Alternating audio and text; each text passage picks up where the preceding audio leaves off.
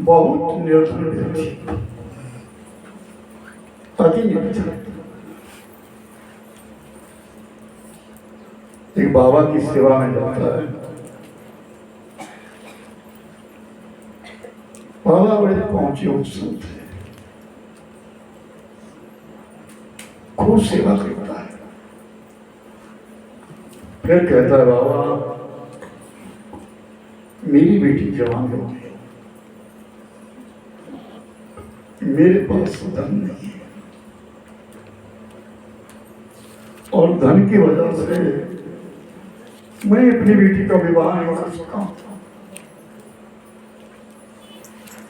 आप मेरी सहायता करें। बाबा ने कहा तुम फिर आ, वो चला गया। 2-4 दिन के पश्चात फिर आ गया। बाबा से कोई विनय है, महाराज मेरी बेटी जवान है, उसका मुझे विवाह करना है, लेकिन मेरे पास तो कुछ है ही नहीं, उस विवाह के लिए तो धन की आवश्यकता है। बाबा ने कहा तुम फिर आना। टालते टालते आज 1 वर्ष हो गया, बेटी जवान हो रही है। फिर 1 साल के पश्चात फिर पूछा, बाबा मेरी बिटिया जवान हो गई, आप कुछ दे दीजिए मुझे। बाबा ने कहा मैं अकिंचन हूं, मेरे पास कुछ नहीं, आकाश नीति से गुजारा करता हूं। कोई आता है मेरी झोली में डाल जाता है, उससे मैं भोजन कर लेता हूं। तुम जैसा कोई अतिथि आ गया तो उसको खिला देता हूं। मैं तो आपकी वचन नहीं भाई, आप तो कुछ करिए, आप कुछ तो करिए।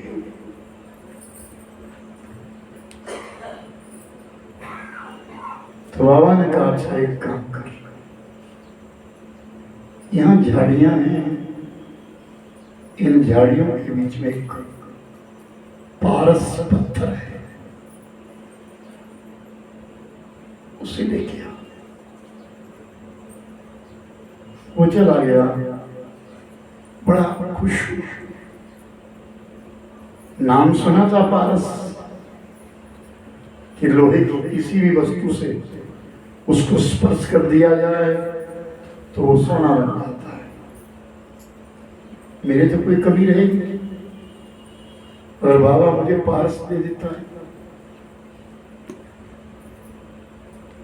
वो व्यक्ति वो निर्धन गया और झाड़ियों से पारस को ढूंढ करके लाया,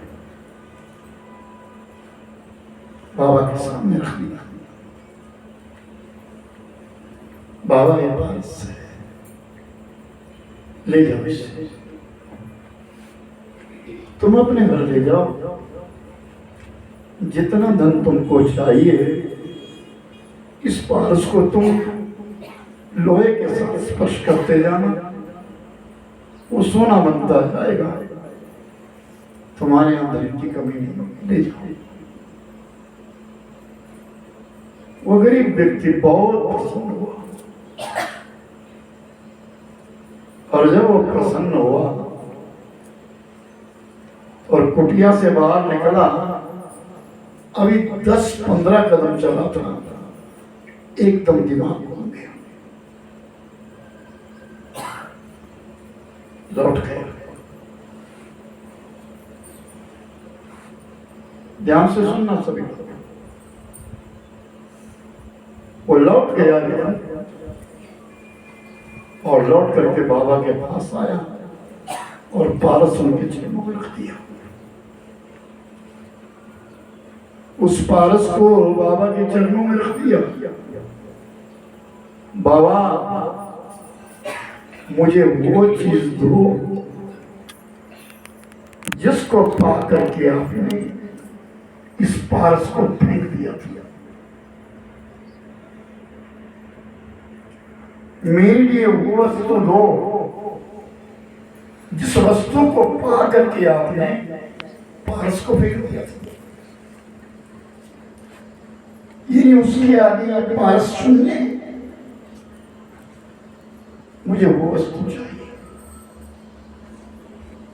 तो बाबा ने कहा वो है वो नाम जप।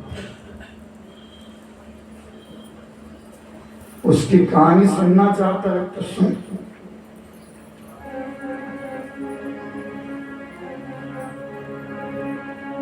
नाम प्रभाव को जान पियो विष्णु, शंकर कंठ की शोभा बढ़े।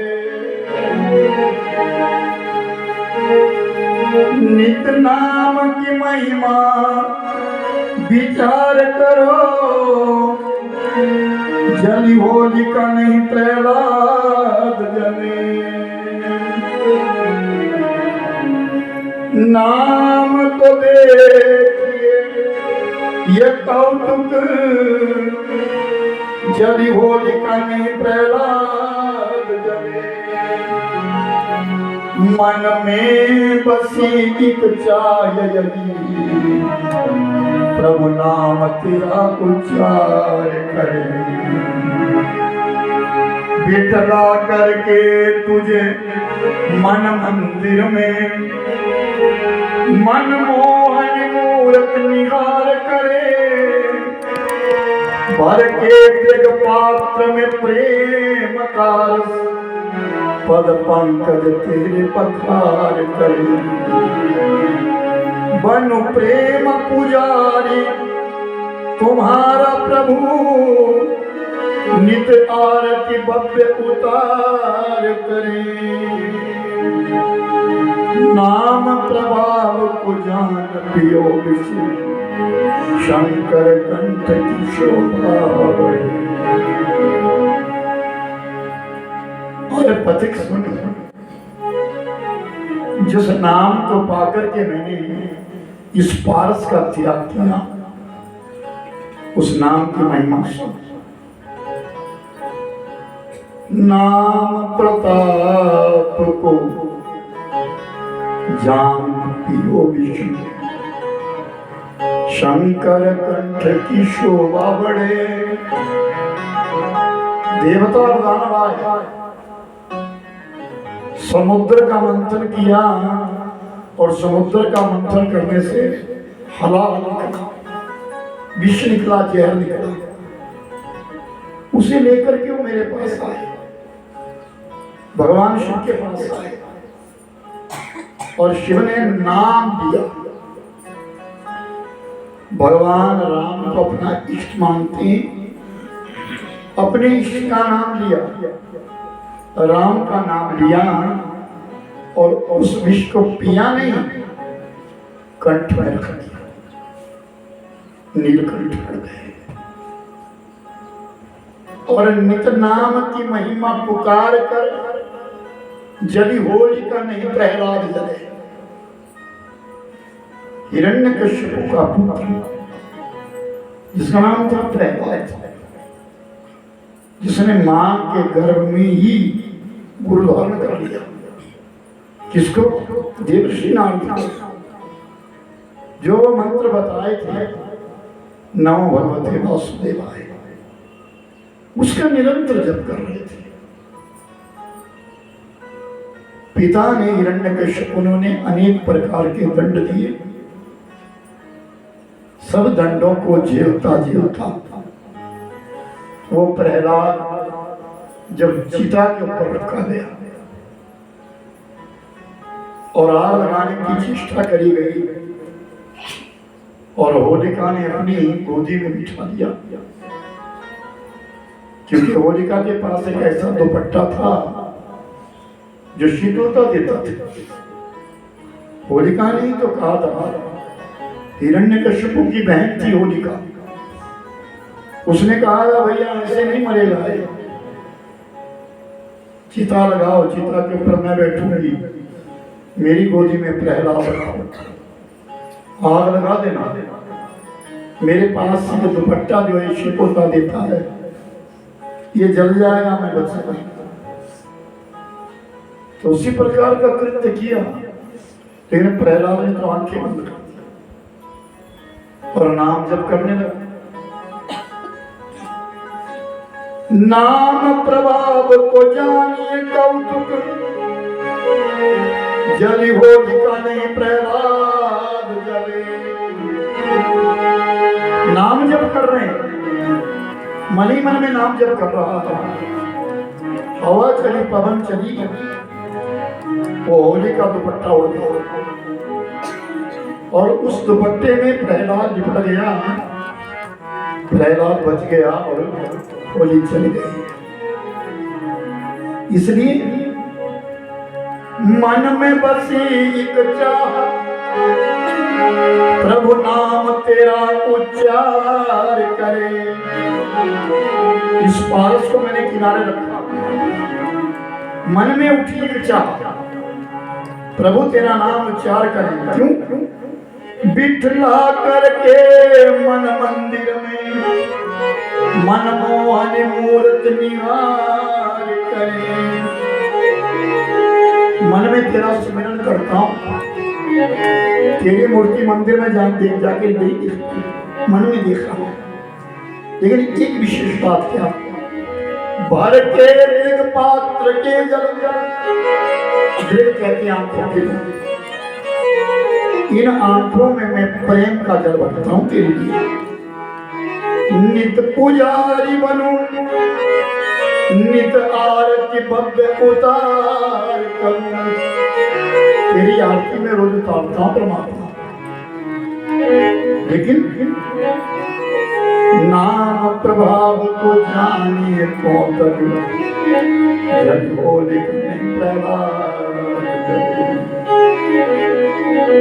जितने तारे गगन में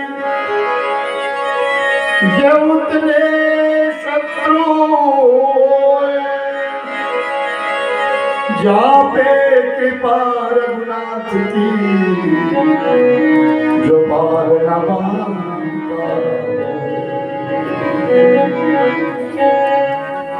राजा दशरथ जी सिंहासन पर बैठे हैं,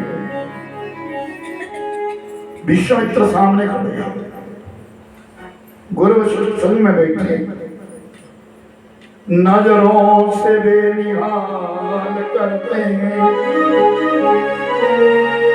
और नजरों से बेनिहाल हो जाते हैं, जो संतों की निगाह में आते हैं, जो संतों की निगाह में आ जाते हैं। संत ने अपनी नजरों से, आज राजा दशरथ के सुख की सीमा नहीं। क्यों? मेरे घर आज पावना आया, आज मोरे बाबा,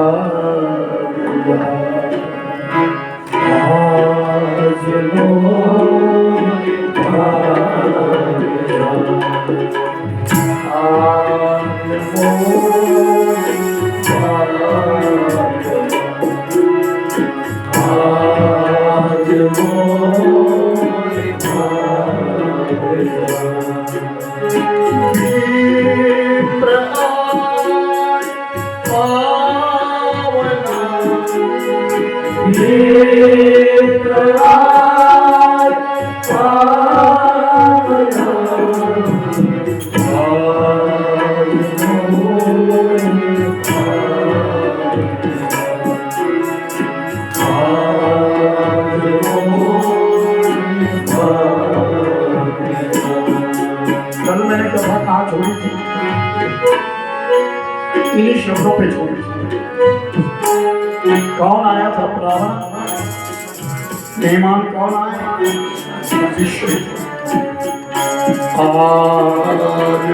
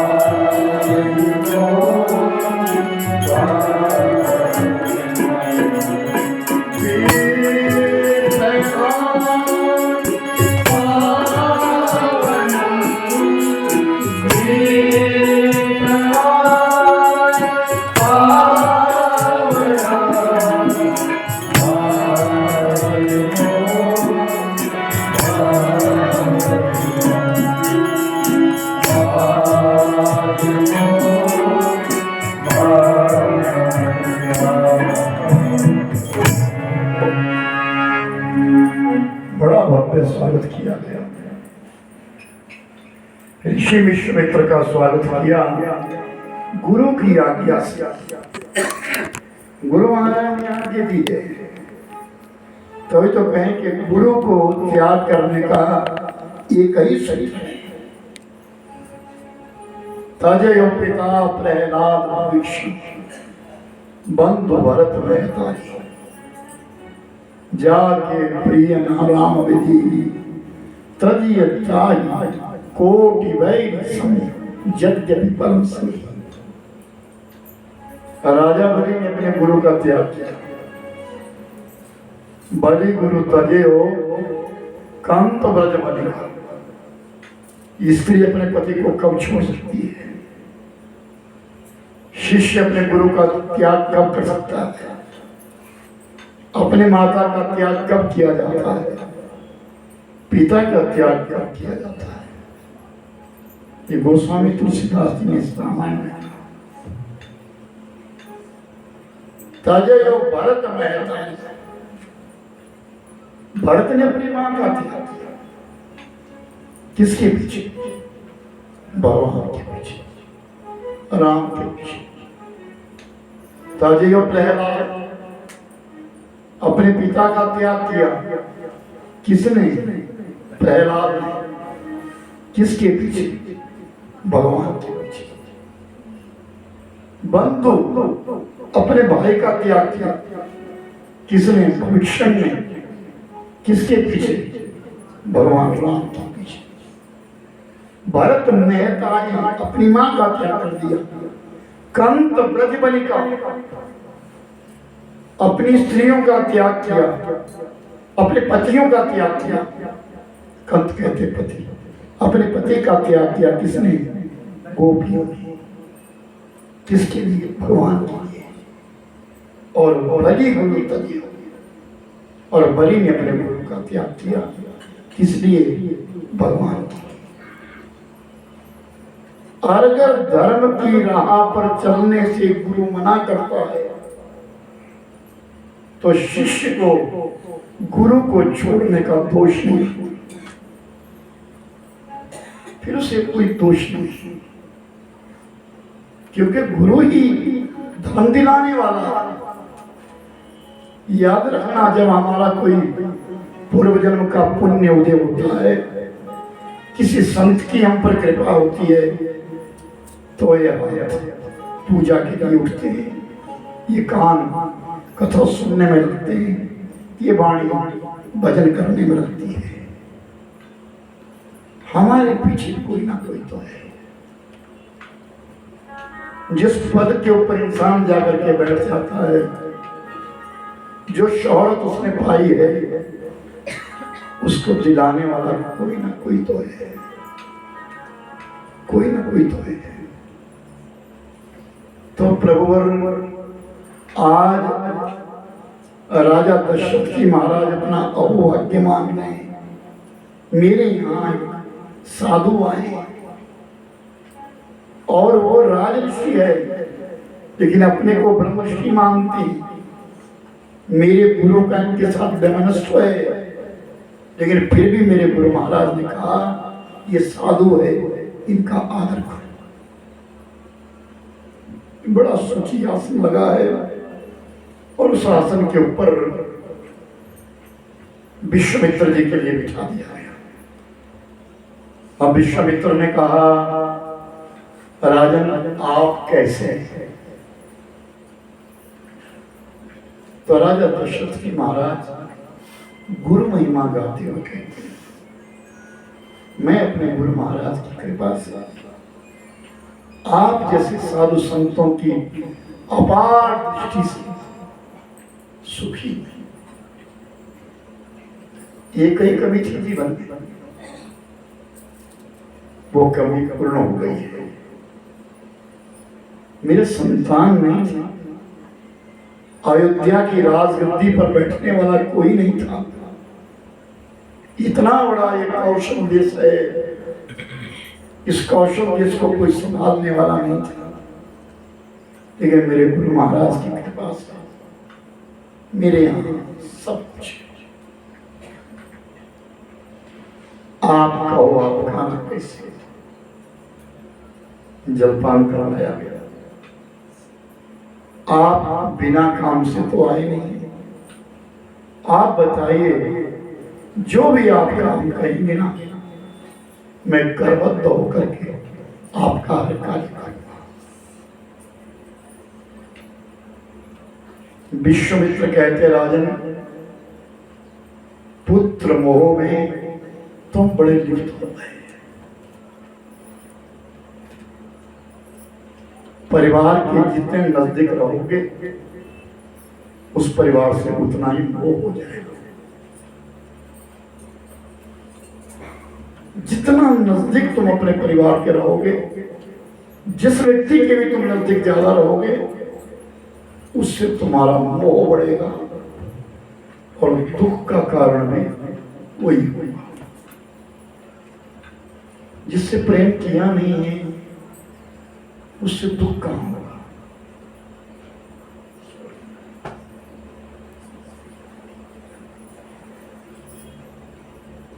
जिसके प्रेम ही नहीं है, उससे दुख कैसे होगा? कोई अपना बिछड़ जाए, कोई अपने के साथ कोई घात हो जाए, तो मन को चोट लगती है, तब दुख होता है।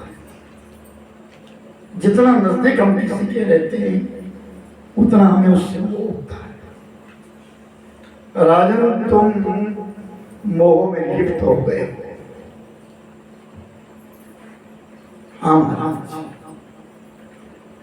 कोई तर्क नहीं किया,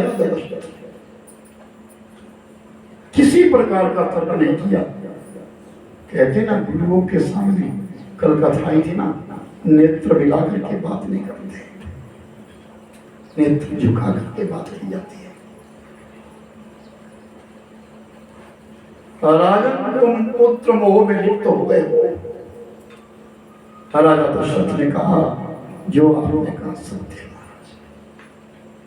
इस बुढ़ापे में मेरी चोरी भरी गई, इस बुढ़ापे में मेरे लिए 4 पुत्र मिले। मैं सचमुच इस पुत्र मोह में इतना लिप्त हो गया हूं कि मेरे नेत्रों में और कुछ नजर नहीं आ रहा है। राजन, तुम्हारी अयोध्या की सीमा को चारों तरफ से दानवों ने घेर दिया है। तुम राजा हो, राजा का कर्तव्य होता है कि अपनी प्रजा को देखे, अपने राज्य को संभाले। तुम राजा किस काम की? इन शब्दों को सुन सुन करके वशिष्ठ के मन में एक उलझन पैदा हो रही है।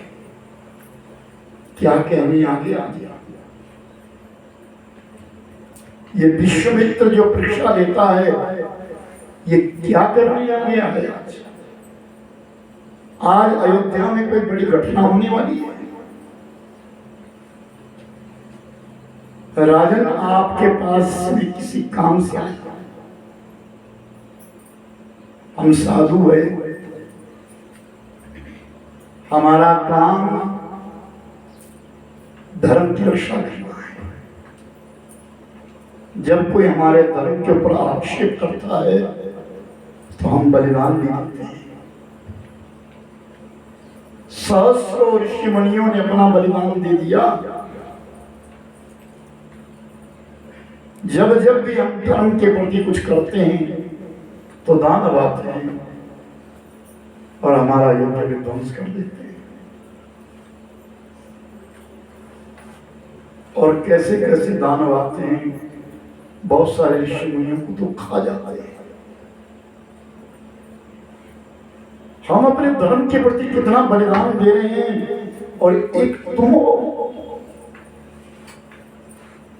कि तुम इस सोने के सिंहासन पर बैठ करके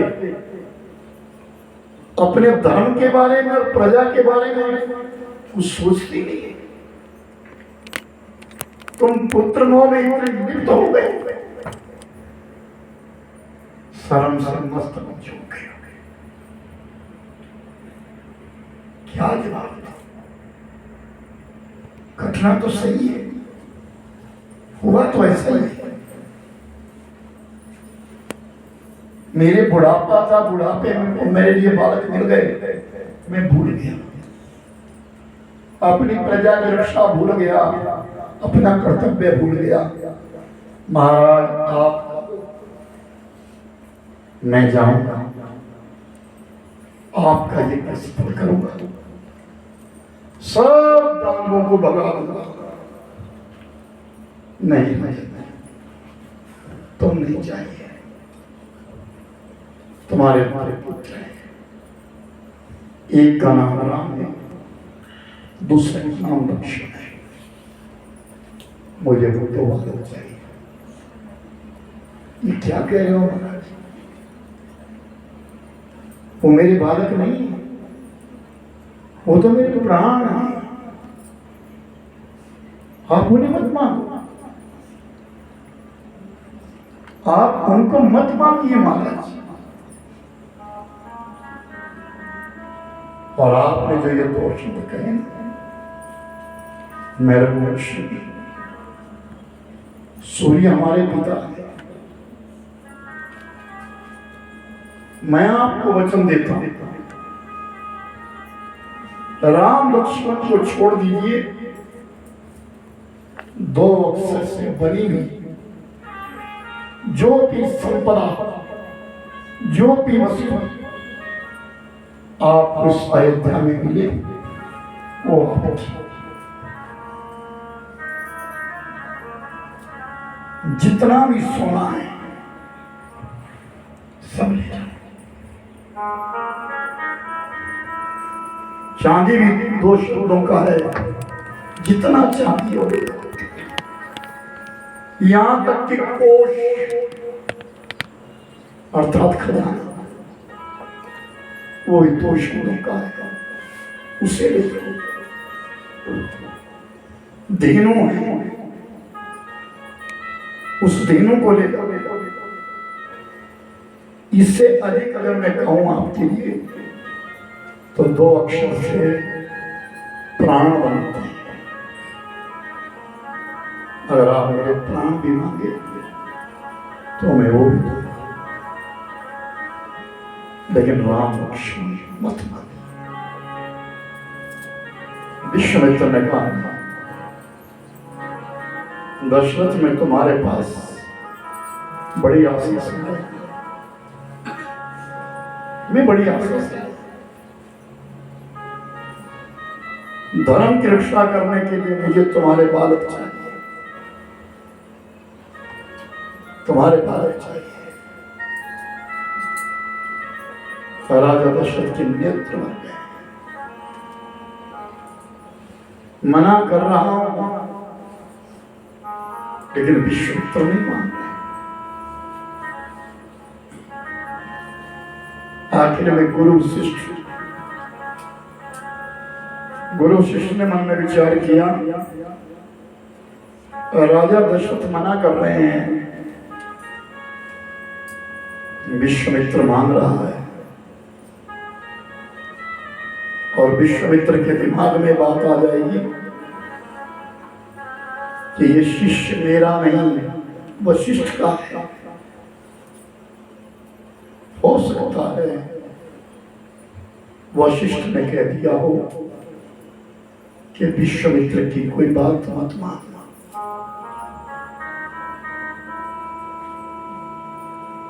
हो सकता है। तो तुरंत आज्ञा दी, राजन उठो, राम और लक्ष्मण को लेकर गया।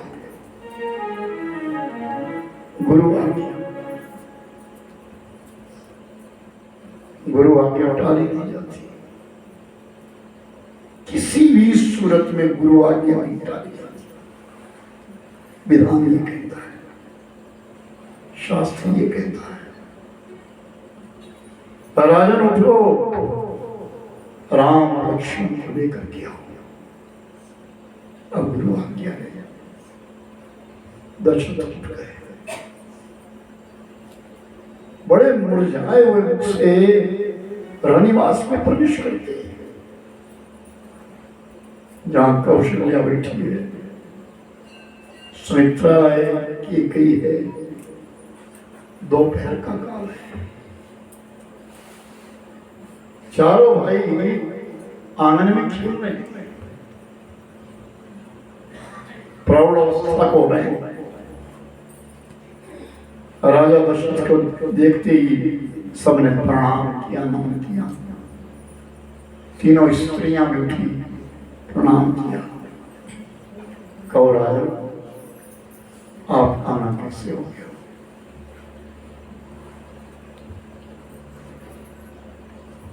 एक साधु आए,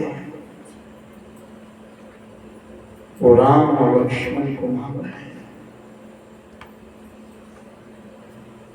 उन्हें वन ले जाना है। तो पहले तो कौशल्या को धक्का लगा, मेरी बालिक वन में जाएगा। सुमित्रा मूर्ख है, वो कुछ नहीं कहती है। सुमित्रा चाहती है कि जो कौशल्या करे वो ठीक। कौशल्या चाहती है जो राजा करे वो ठीक। याद रखना, घर का मुखिया एक होता है, और उस मुखिया की सलाह से चलते हैं तो गृहस्थ परिपक्व होता है। जिस घर में बिलक बिलक मुखिया बन जाए, वो घर उजड़ा हुआ है। बेटा कुछ और कह रहा है, पिता कुछ और कह रहा है। क्या बात है बेटा, क्या बात है?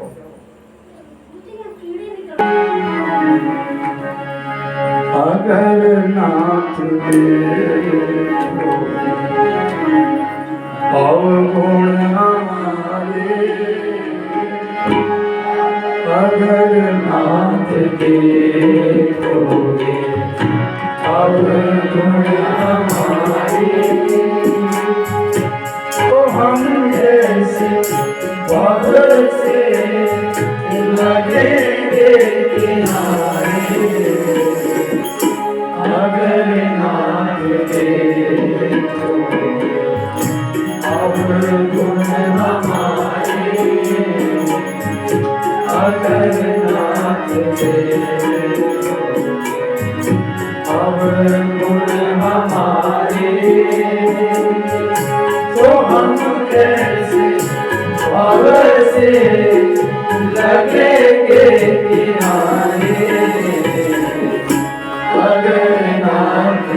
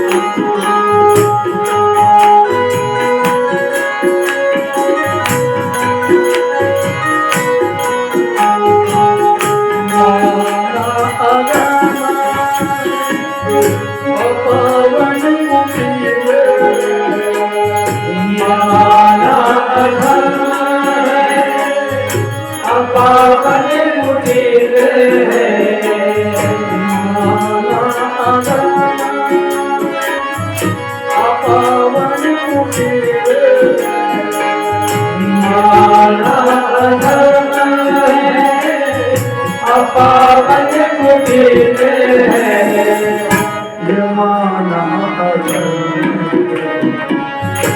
अपावन कुटिल है ये माना धर्म है अपावन कुटिल है सब कुछ देख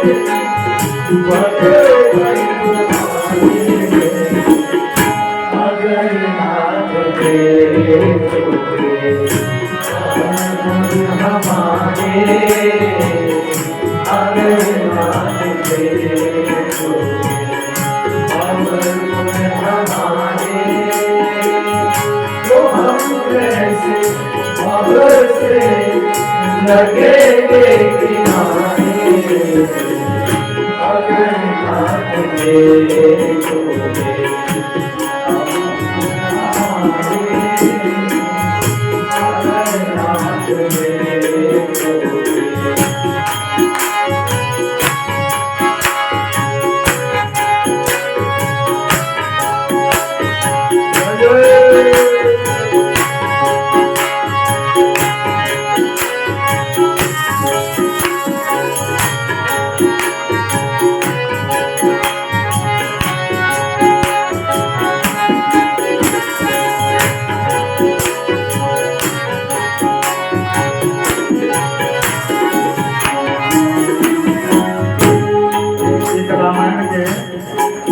सरस प्रवक्ता हुए और वो हमारे बीच में नहीं रहते। 3 साल पहले उनका स्वर्गवास हो गया। राजेश्वरानंद जी जो कथा राम कथा कहते थे उन्होंने इस भजन को लिखा और गाया मन होगा तुम्हारी कृपा से ये मन होगा तुम्हारी कृपा से ये मन होगा तुम्हारी कृपा से ये मन होगा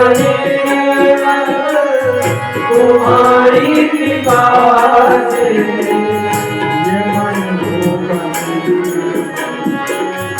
तुम्हारी कृपा से ये मन होगा तुम्हारी कृपा से इसे शुभ करे के राजे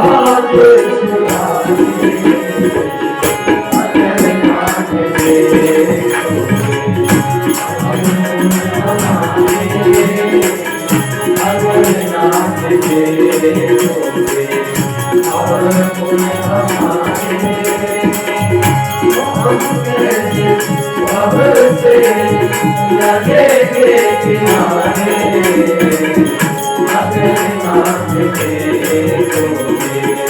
और तुम हमारे अगर नाथ देखोगे और तुम हमारे तो हम कैसे भरोसे लगेंगे किनारे अगर नाथ देखोगे अगर नाथ देखोगे अगर नाथ देखोगे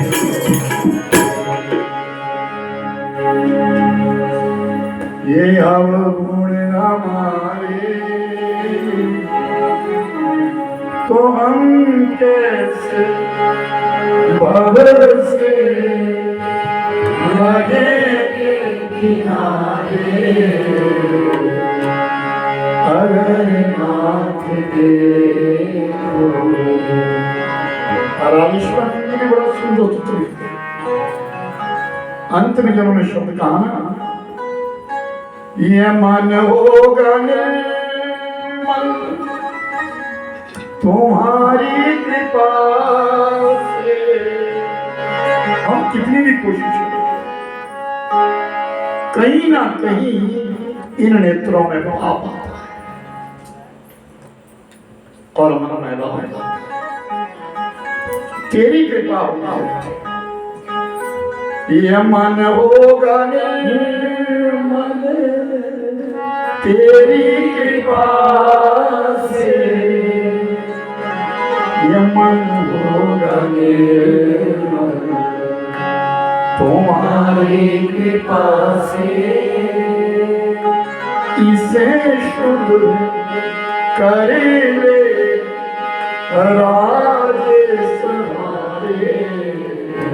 राजेश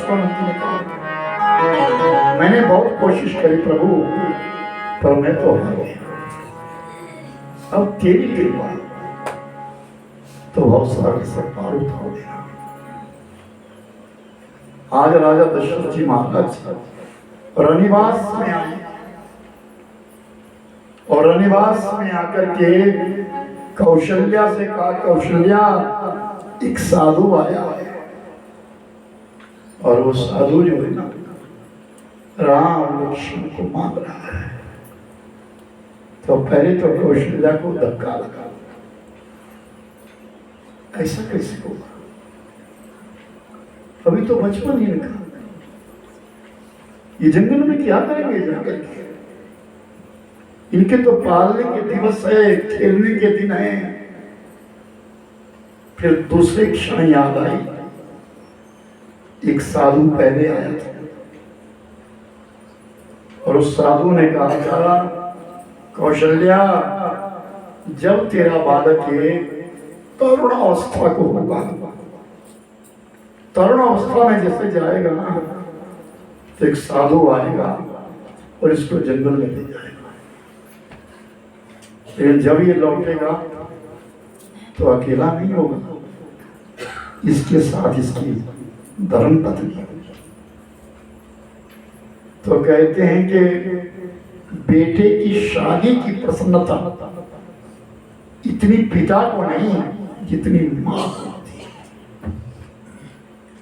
मेरे बेटे का विवाह हो जाए, बाप तो जरा उड़ जाए, कहाँ बैंड बजे करूं, कहाँ गाड़ी वाले करूं, कहाँ किसको ठहराऊं, कहाँ किसको ठहराऊं।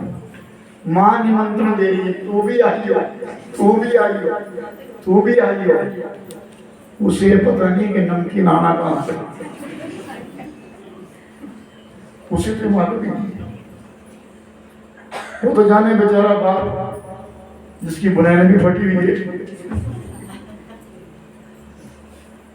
तभी तो कहा ना कि माँ तो 9 महीने पालती है,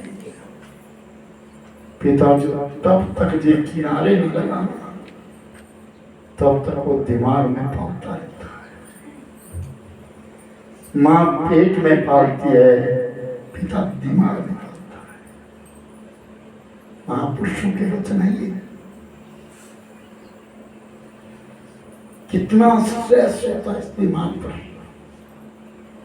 क्या सोचता रहता है, मैं अपने बच्चों को कहां से कहां पहुंचाऊं। तो कौशल्या दूसरे क्षण बड़ी प्रसन्न हो गई, ठीक है महाराज ले जाओ, क्योंकि बहू जो आए कारण तो ये बहू आए। लक्ष्मण और राम को दोनों का बड़ा सुंदर श्रृंगार किया और श्रृंगार करने के पश्चात दशरथ को दे दिया। भरत और शत्रुघ्न बैठे रहे, उन्हें कुछ नहीं कहा।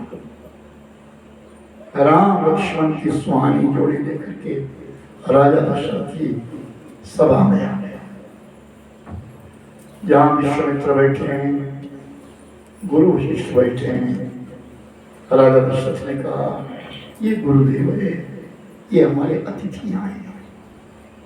राम और लक्ष्मण दोनों गए, दोनों ने दंडवत प्रणाम किया। पहले अपने गुरुदेव को प्रणाम किया, फिर विश्वामित्र को प्रणाम किया। आज भी एक प्रथा आज भी देखी है बहुत सारी जगहों में, खासकर मित्रों में ज्यादा देखी, जैनियों में देखी, बड़े बड़े लोगों में बहुत जगह देखी। कुछ इलाका मंडी का भी, कुछ इलाका मुझे नहीं लगता कि जब हम किसी अपने मिलने वाले से प्रणाम करते हैं तो अपने बड़े बूढ़े बुजुर्ग को भी साथ में प्रणाम करो। जरा बात थोड़ा किस की यहाँ प्रणाम है। मानो तुम्हारे घर में कोई अतिथि आ गया, तुम उसके पास प्रणाम कर रहे हो और तुम्हारे सास ससुर वहां बैठे हुए या बड़ा बूढ़ा कोई बैठा है, तो उस मेहमान के तो प्रणाम करोगे, लेकिन उनके पास भी प्रणाम करें। वो वहीं थे फिर भी प्रणाम करें। ये बहुत बड़ा आदर है, सम्मान है। तुम भले हमारे अतिथि हो, लेकिन हमारे पूजनीय तो हमारे घर के लोग हैं। ये बहुत बड़ी बात है और इसी नैतिकता की हमारे यहाँ कमी है। नए बच्चे कोई चरणों में झुकता देखा, संस्कार भी डालते हैं। आजकल एक छोटा सा बच्चा आया हुआ ना, टेलीविजन पे देख रहे हो, मोबाइल पे देख रहे हो, एक नन्हा सा बच्चा इंडियन आइडल में भी आया हो, भागवत जी कितना प्यारा बोलता है। उनसे पूछा, आप कहते हो प्रभुपाद जी की कृपा है। हेलो हाय छोड़ो, हरे कृष्णा। क्या प्रतिभा इस बात का। और वो 4 साल का, किसकी देन है माता पता है? माता और पिता की। माता और पिता की देन। कमियां तो हम लोगों में हैं, हम खोज नहीं रहे, हम इन शास्त्रों को पढ़ नहीं रहे, हम इनकी खोज नहीं कर रहे हैं। ऋषि मुनियों ने हमारे लिए खजाने रखे हुए हैं, हमारे पास तो समय नहीं है। एक मोबाइल के आगे हमारे हाथ में, हम सोचते हैं सबका गुरु ही है मोबाइल। जो कुछ पूछना उससे पूछ रहे हैं। और आपको एक बात बताऊं, क्या मोबाइल में सब सही? मेरे तेरे वर्ग आदमी ने डाला बस। अब हमारी जो वीडियो बन रही है सीधी यूट्यूब पे जा रही है, वैसी किसी और बना रहा है, वो डाल रहा है। छत्ती तो बैठ खड़े हो जाते हैं। पूछो जरा, मैंने पूछा मेरा गला बंद क्या करूं, पता नहीं क्या क्या बता दिया। ओ अति आदर दो तनया बुलाए, हृदय लाए बहुभांति सिखाए। अति आदर दो तनया बुलाए, हृदय लाए बहुभांति सिखाए। श्री राम जय राम जय जय राम, श्री राम जय राम जय जय राम, श्री राम जय राम जय जय राम, श्री राम जय राम जय जय राम। मेरे प्राण नाथ तुमको, मेरे प्राण नाथ तुमको, तुम मुनि कृपा आने नहीं हो। राम राम राम सीता राम राम राम, ओ राम राम राम सीता राम राम राम, राम राम राम सीता राम राम राम, राजा राम राम राम सीता राम राम राम, राजा राम राम राम सीता राम राम राम, राजा राम राम राम सीता राम राम राम।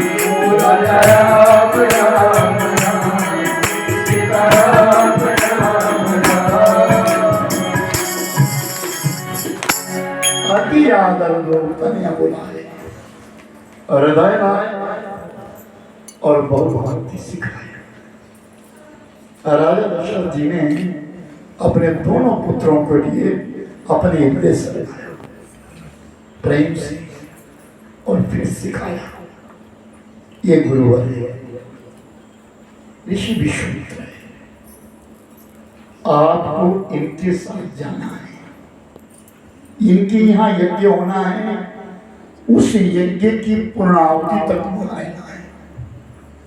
अपने गुरु का आदर करना, सम्मान करना, गुरु से पहले उठना और गुरु के बाद सोना।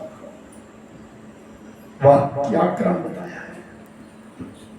गुरु से पहले उठे, गुरु की संध्या बंदन का इंतजाम तुमने करने, फूल तुमने लाने, संविदा तुमने लाने, पात्र तुमने साफ करने, गुरु महाराज की पूजा को तुम लोगों ने देखा। रात्रि में जब सोने की बात आई, अपने गुरु के चरण दबाते दबाते जब गुरु महाराज को नींद आ जाए, उसके पश्चात तुम्हें सोना है। ये अपने बच्चों को सिखा रहे हैं।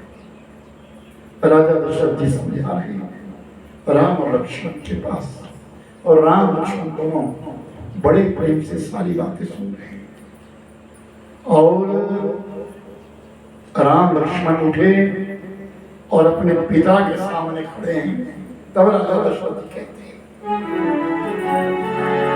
विश्वामित्र से कह रहे हैं, मेरे प्राण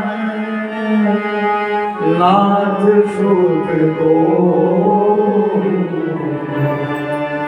तुम मुनि पिता आन नहीं दो। मेरे प्राण नाथ सुख दो, तुम मुनि पिता आन नहीं को। मेरे प्राणनाथ सुख दो। अरे महाराज, ये मेरे पुत्री नहीं है, ये मेरे प्राण, ये मेरे पुत्र ही नहीं है, ये मेरे प्राण है। तुम मुनि पुत्र, आज से आप इनके पुत्र, और आनने को मेरी गिनती दूसरे नंबर पर है, अब आप पिता। श्याम गौर सुंदर भाई, विश्वामित्र महानिधि पाई, प्रभु ब्रह्मण्य देव मोहिनी पिता तजो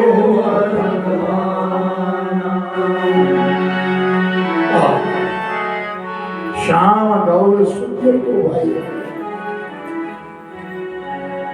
एक श्याम वर्ण के, राम श्याम वर्ण के, और लक्ष्मण गौर वर्ण के। राम और लक्ष्मण को दोनों को देख करके ना विश्वामित्र महानिधि पाई। विश्वामित्र ने तो खजाना पा लिया, महानिधि कहते खजाने का, बहुत बड़ा खजाना पा लिया। और जैसे दोनों बच्चे प्रणाम करने के पश्चात विश्वामित्र के सामने खड़े हुए, तब ध्यान लगा करके देखा। विश्वामित्र ने ध्यान लगा के देखा, प्रभु ब्रह्मण्य देव मोहिनी पिता भगवान, मैं जान गया आप तो ब्रह्म हैं, आप तो ब्रह्म हैं।